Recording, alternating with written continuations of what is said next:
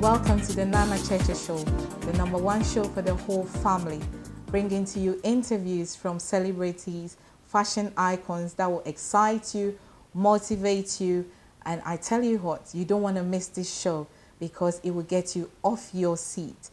And I have with me one of Ghana's bright star, Arnold, Sarfo Kantanka. Welcome. What an introduction. Thank you. Yes, you are a bright star. Did you know that? I do now. Right. You are a fashion mogul, Wow. a business entrepreneur. What else? The accolades goes on and on and on. I'm a man of God, just trying to live life. Let's start with Mifri Ghana. I have wonderful design here. What inspired you to come up with this concept? Well, it comes down to identity. I remember I was in university my second year, or was it my final year? I think it was my final year, actually, of university. And my friend, she does Jesus Loves Me tops, and I looked at it and I thought, wow, that's nice. It's colourful, it's vibrant, it's fresh. I thought, I want to wear something that represents me because I didn't feel there's anything out there that was able to do that. And the vision actually came to me in June 2008. But like most of us, it came to me and I left it, I let it go. But there was one day when I was cooking bolognese in my house. Ooh, so you cook? Yeah, I can cook. Great. Bolognese, but I like my fufu, banku, you know. Wow. But anyway, let's not get there. Yes. But I remember I was cooking bolognese one day and then the vision came to me again. And this time it's like I heard the voice say to me, stop and just do it. And it's like at a crossroads, should I or should I not? But I thought, no, let me stop cooking, went to my laptop, I thought, okay, look, it's got to say Mifri Ghana, it's got to be funky, so I want paint splashes, like bang, bang, bang. Just started doing a bit of research, and I want Jinami at the back. And I knew a supplier already, so sent a rough design I did through paint, because I didn't have that skill set to design a top. But I sent it to the manufacturer, he put it together, and cut a long story short, I went to university, walked down the strip in Brunel University, went into my lecture, late, shouldn't be late, but I came late. I think I did it on purpose because I wanted everyone to see my top. And I walked in, I just saw everyone staring at me. It was a fluorescent green writing, it was the traditional Mifri Ghana top that you see here. And as I left my class, everyone was saying, oh, Mifri Ghana, Chale, Chale, Chale. Even those that are not Ghanaian, they were just saying Chale, Chale. If you're not Ghanaian, that's all you know. So I realized very quickly that I was bringing people together. And then before I knew it, my friends, my family especially, they wanted to purchase some of the tops to support. And it just went on from there. Right, so why Mifri Ghana? Wanted to stand out. The cliche of the saying, I'm from Ghana, that's just too easy. Mifri Ghana is a product that tells a story. Middle Ghana is a product that tells a story. Everything has meaning. So when someone sees your top and you're not from Ghana, immediately they're going to look at it and they're going to think, that's not English, what does that mean, mate? You know? And then that's the opportunity for you to say, oh yeah, this means I'm from Ghana. Then you see the red, gold and green paint splashes and they were like, what's all that funny business over there, mate? Then you're able to tell them the red, the bloodshed in the fight for independence, the gold and then the green, and just tell the story. It's more than just a t-shirt. God willing, no one's wearing it to bed, they're wearing it out. Right, but before you were cooking, as you said. Yeah. So, and you said 2008, you had the idea. Yeah. But then you put it a stop. Did you discuss it with someone or you just brushed it off? I think it's like most of us, you have a dream, but you don't realize that there's other people having that same dream until you move. Had that dream, left it, but then I thought, I was convicted. It's like I was convicted by the Spirit just to move. And I moved, and here we are today, and I'm on the TheNanaChurcherShow being interviewed. Can you imagine? Wow. And I know 2010, you were a recipient of the Cuba Young Entrepreneur. Yeah, Best Entrepreneur Best Award. Entrepreneur, and also you were in the 100 Future 100. Future 100. Yeah. Receiving that award, what happened? That was probably one of the most humbling moments in this whole business, or whatever you want to call it, saga. Because at that moment, that's when it, like the works and the efforts and the late nights, the early mornings, it just came to fruition that, look, you're being recognized, number one, but number two, if you have a dream and you're not moving, these are the kind of things that you might be missing out on. So what are you doing? Right. I want to backtrack. When you were young, you know, when we were young, our parents wanted us to be doctors or lawyers or accountants. Yeah. So what did your parents wanted you to be, and what are they saying about this project? I've always been a bit, not stubborn, but I've always gone against the grain. Because I'm the youngest, I'm the baby. Oh, really? Are you mommy's boy? Oh, mommy and daddy's boy, come on. Great. Mommy and daddy's boy, but I went to university and I always knew there was a moment in 2003, 2004 when I was going to college, and I never used to like waking up. I still don't like waking up early in the mornings. On my way to college, I was looking outside the bus, and I remember getting to East Croydon Station. For those that know East Croydon Station, they know it's one of the busiest stations in South London.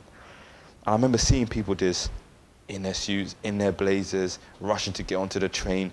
And I looked outside, I was like, I'm already tired, and these guys are already on their way to work. There's got to be more to life than this. And it was at that moment that I realized that there was something more in store for myself. And I think that was one of the defining moments for myself. And in terms of my parents, what they wanted me to be, our parents, they just want the best for us, right? Yes. My dad was, accountant, business management accountant. Yes, my son's going to be an accountant. When I told him I'll start my business, okay, that thing there, yes. Okay, but you're going to be an accountant, masters, do this, do this, do that. And all I can say is that our parents always want the best to us, best for us. But it's about, if you have a passion, you have a dream, it's about how you communicate that with your parents. How much do they know you want it? And what are you doing to pursue that? If you're just saying, yeah, I want to be a musician, but you're just sitting at home, you're not doing nothing, then of course your parents are going to say, go to uni, do this, do that. You've got to be proactive, not just active, be proactive. Wonderful, because, you know, we have some young guys and ladies out there who will be listening to you or watching you, and they might be thinking, if he's doing it, you know, then we can do it, so far as they have dream. Right, let's move on to your other projects. We have WHAM campaign. Yep. And what does WHAM stand for? WHAM campaign, that's the charitable side of Mifri Ghana. WHAM stands for What About Me? It's not about me. That's the slogan. It's about being selfish. It's about what do you have, Nana, to give back to someone else. You're a good public speaker, you're inspirational, but how are you using that? Or how can you impart that intellectual capital, that gifting, that talent within you on someone else? And we're looking specifically at Ghana, and we're helping orphans and vulnerable children. So we've set up a volunteer program in Ghana around the peak periods where a lot of people travel. Because we're thinking, okay, you're from Ghana, that's the Mifri Ghana clothing. You're getting informed about Ghana, that's our Mifri Ghana blog or news site. But what are you actually doing for Ghana? So we thought, rather than just questioning like a lot of people do, we thought, okay, let's set something up which will help facilitate building a better Ghana, building the platforms for the future of Ghana, for the future. When we say future, we're talking about the youth, the young people. I still kind of consider myself young-ish. Yeah, you know? Young and trendy, yeah. Trendy, wow. But yeah, so it's a volunteer program around the Christmas period. We'll be traveling to Ghana. We're setting one up in the summertime as well. And it kind of began just again by having an idea. We went to Ghana in 2010, Christmas time. Really and truly, that journey there was, it was funny. Was it your first time of going to Ghana? Oh, absolutely not. No. But it's the first time we went independently. Okay. So having to deal with all the bus, like all these taxi drivers and everyone, you know, just being solely there, just not knowing, never done an international development workshop before, but just coming out of our comfort zone and seeing what we can do and just trying to research to identify that. And the feedback and the impact and the results we saw, we thought, nah, we have to broaden this out to everyone else so everyone else can have a chance. You have Emmanuel Frimpong and President Atamel's son, Fifi Atamels, as your ambassadors. Yeah. So are you getting people from the UK or just UK and Ghana or other parts of the Ghanaian community around the world? It is anyone who's from Ghana or has a love for Ghana or just wants to volunteer. We're not subjecting it like, primarily, yes, the focus is young Ghanaians, but even if you want to go to Ghana, you want to help out, like, why are we going to say, no, you can't help? Do you understand? So the focus for the time being, because we're based here in London, is London. But the applications we've had, I think 25% are from London, about 50% are from the US, and the rest is from Europe. Places like Ukraine, Sweden. This is what we're saying. Like, if you have a dream, vision, move, you don't know who else is having that same dream, but this has a move. You just need to set up that platform for them. And yeah. Also, you had an opportunity of meeting Sir Richard Branson. Sir Richard Branson. How was the experience? This year has been, I can't even put it into words, but meeting Sir Richard Branson, I was like one of 5 young people across the UK to meet him, and I represented Ghana, which was, again, phenomenal. But myself, I don't really get fazed when I meet celebrities because there's no difference between the rich and the poor. They've just been able to pursue their dream and vision. Everyone knows about it. So meeting him, it was, okay, here comes the very trendy, humble entrepreneur who has a few more zeros in his bank account than me, and has an island. How many zeros have you got then? How many zeros do I have? Yeah. Oh, I don't know. We need to ask God, or I'm not trying to fill my bank account now, but yeah, meeting him, it was a bit surreal because, let me go after the interview. After the interview, I was speaking to my partner, and I was looking at my goals or things I wanted to do in life, and one of them was to meet Sir Richard Branson. I was thinking, hold on, I just met this guy. But getting advice from him about business, leadership, incredible. Like, because he's done it. He's been there, done it, worn a T-shirt, literally, flown around the world, literally, going to space soon. And that's someone you're getting advice from. Unreal. Well, as a budding entrepreneur myself with the Mystery Ghana business we've started, what kind of advice do you have for other young people out there that want to make their dreams a reality? I think you've got to think, what does entrepreneur mean? Entrepreneur means coming up with an idea that's going to help make a difference to other people's lives. So can you create something that's going to make other people's lives better? So if you come up with an idea where you really think you can make a difference to other people's lives, you can do it better than it's been done by other people, then I think you have a chance of becoming an entrepreneur and building a business. And then I think just give it a go. I've got a phrase I use a lot: just screw it, let's do it. Absolutely. And if you fall flat in your face, pick yourself up again and you try again. And I mean, you won't be a true entrepreneur unless you've had failures and you've tried things that haven't worked. If you keep trying, in the end, I'm sure you'll succeed. You'll learn from trying. And I know you are a Manchester fan. Why Manchester? Before anyone judges me, I started supporting Manchester United when they lost 2-1 in the semi-final, I think it was, against Crystal Palace, where Ian Wright came on and scored 2 goals. But there was something that attracted me to the style of play then.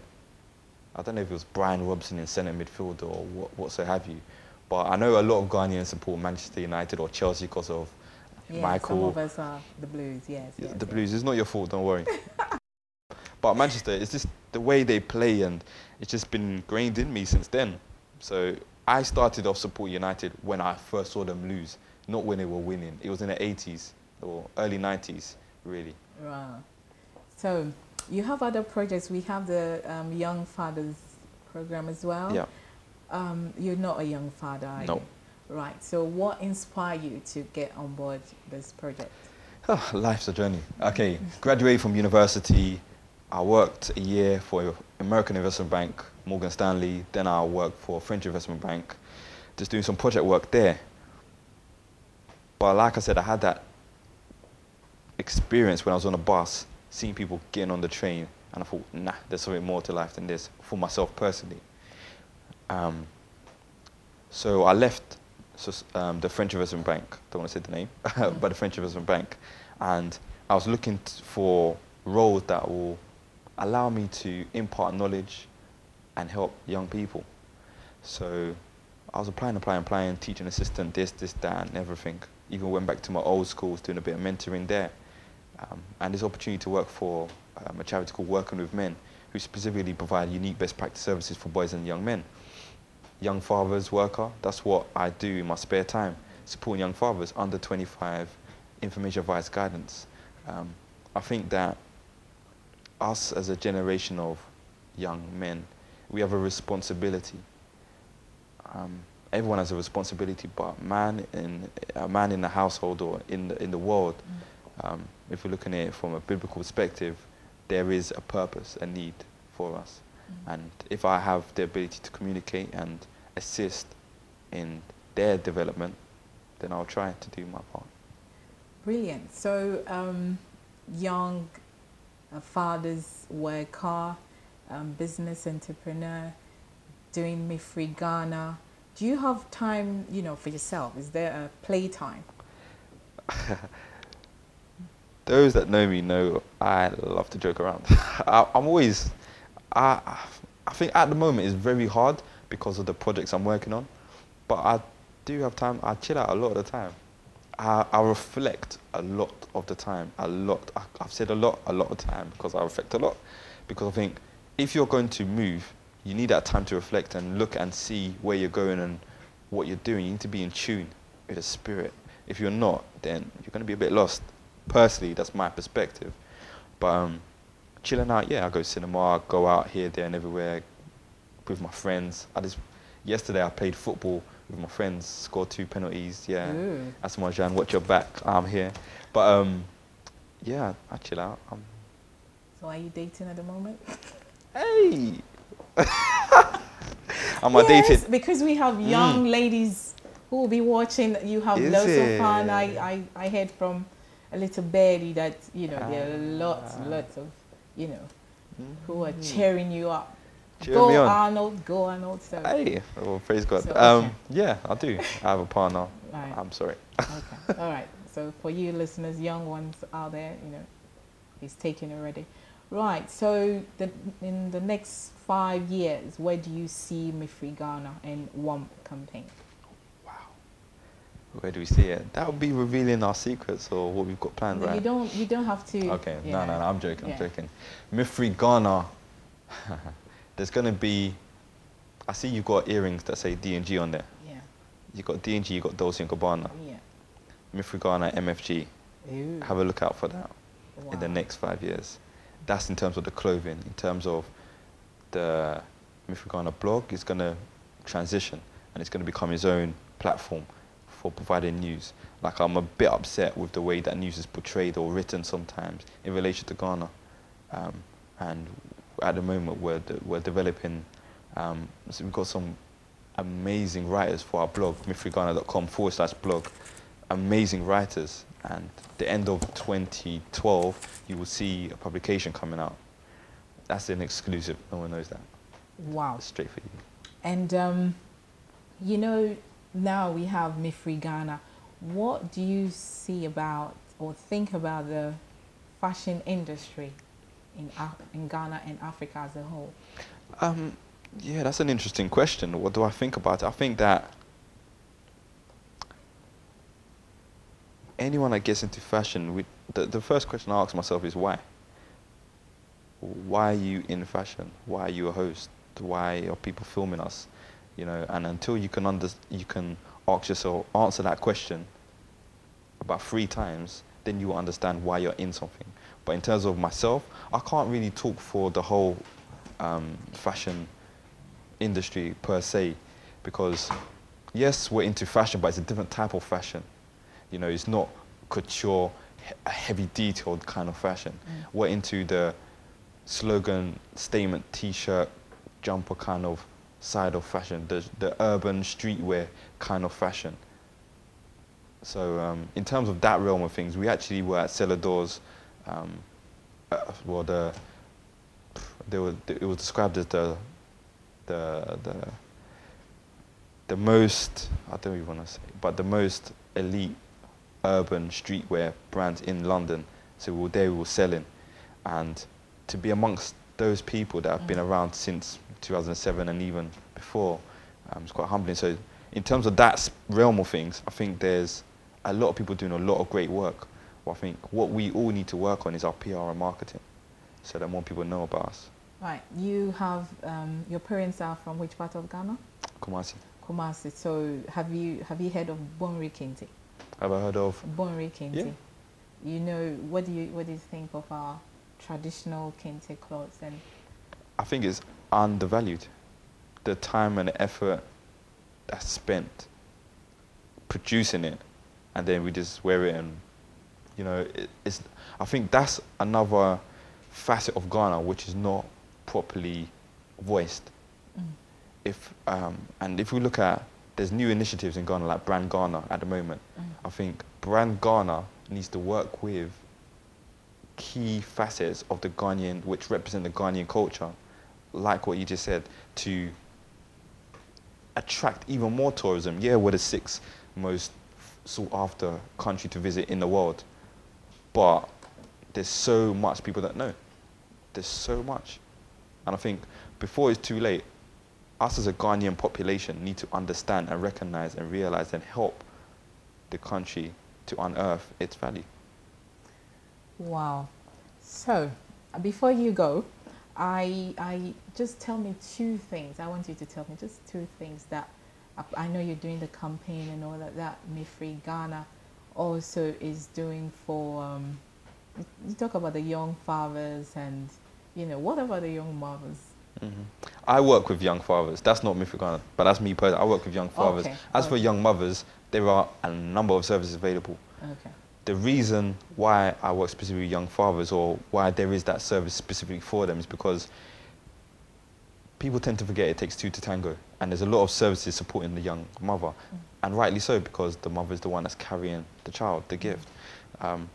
But what kind of support systems or networks is there for the males? And we work with young fathers. People as young as 13, 15 get referred to us. So I'm just going to tell you straight as it is.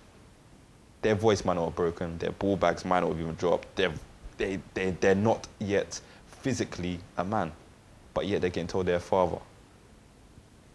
They might not have their mother or their father around, they might be in leaving care, they might not have ever had a bank account, they don't know how to manage their money, they might have dropped out of school, but yet they're a father. When you become a father or a mother, it's not about you or the father, it's about the child. So how is that 15-year-old going to support that child? Wow. So where can we get Me Free Ghana t-shirts? Me Free Ghana. Yes. Me Free Ghana t-shirts, clothing, mefreeghana.com. MEFIRI Ghana, GHANA.com. Go there, you get your Me Free Ghana clothing. If you just Google Me Free Ghana, you will find it. Follow us on Twitter as well, at ME_FIRI_. I'm writing, I don't know what's going on. Yeah. Ghana. And you'll find us there. Facebook, we're there. YouTube, we have a channel. You will find us in the Ghana High Commissions. Just look for us. We're not too hard to find online. So if one wants to sign up for the WAM campaign, where? The WAM campaign.